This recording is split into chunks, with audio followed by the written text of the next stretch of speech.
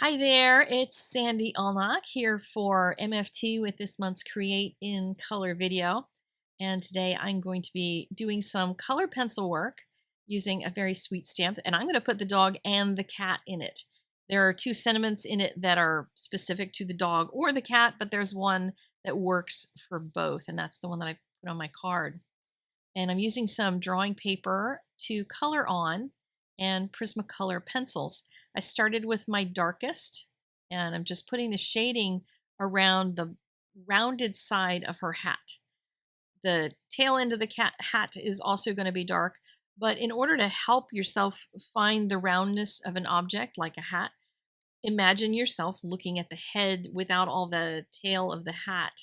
That whole end of it can get confusing, so consider that shape of the head itself. And if the lighting is coming from the right or the upper right, then your highlight is going to be on the top or upper right side. So then I'll use a lighter pink color. And I'm using some colors that were inspired by another card that I showed over on my YouTube channel today. I also showed the masking for this. If you're interested in the masking on the dog and the cat, you can check that out over there. But I'm using a nice sharp pencil and turning my hand. You can see the angle is different sometimes. When I'm holding the pencil more vertically, the pencil can get into the crevices and the texture in the paper.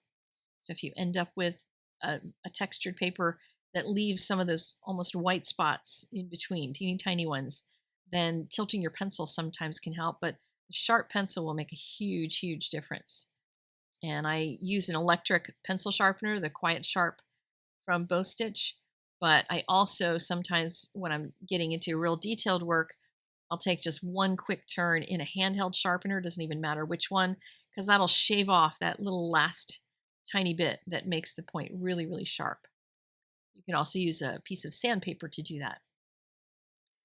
The outfit she's wearing is going to be a blue-green color, and my pencils didn't have a true blue-green in the kind of color that I wanted. There's a dark one and there's a really pale one, but I wanted something in the middle, so I'm using a middle blue and a middle green to layer over top of each other to make the color that I want. It's one of the fun things about colored pencils is they're mixable. You can just keep mixing colors until you get the kind of color that you want.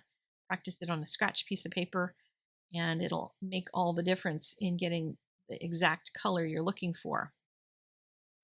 I decided to make her blonde, but blonde hair always has other colors in it. So I'm going to put some browns right around places where hair gathers.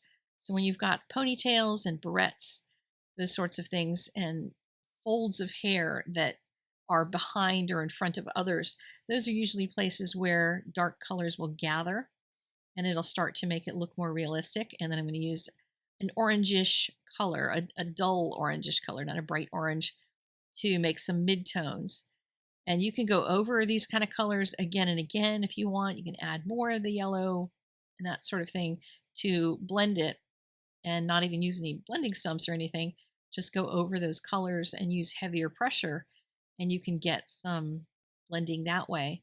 But I find I love the texture of colored pencil on drawing paper, which is why I use drawing paper. I don't like things that are too smooth with pencils because that doesn't allow the beautiful texture of the paper and the pencils to shine through. So this girl has one toy for both of the animals, and I'm really curious to know if it's a cat toy or a dog toy. What do you think? They're both looking at her, and I don't know if these two play well together. My cats and dogs would not enjoy sharing a toy, so I'm not sure how that would go over, but nonetheless, they trust her. Look at that, look at the way they're looking at her, and they're just ready for whatever it is she has for them. So the dog I am coloring like my golden retriever, Giallo, with the same colors that I used in the hair on the little girl. And I tend to do that relatively often when I'm doing coloring. If I've got a bunch of colors on the table that could work for something else, like the dog, I've got the hair colors out, why not use those? And then I used the same brown for the cat and used a gray that also is in the whites of her hat, the fur around her hat. I had put a little bit of gray in. So I use the same gray on the cat. Not only does that save me from having to go pick out another color, it also harmonizes the whole image so it kind of works together better.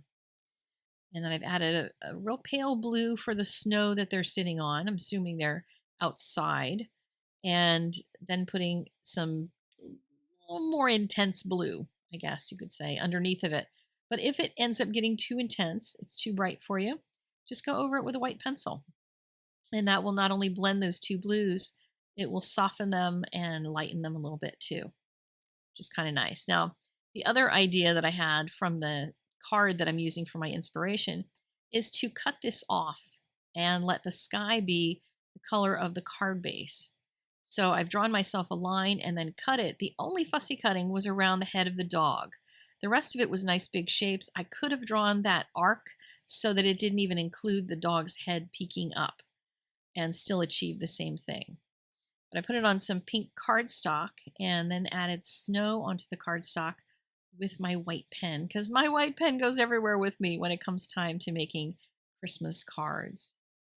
So just make all kinds of different shaped flakes and really big ones, and you don't have to make very many at all, which is kind of fun.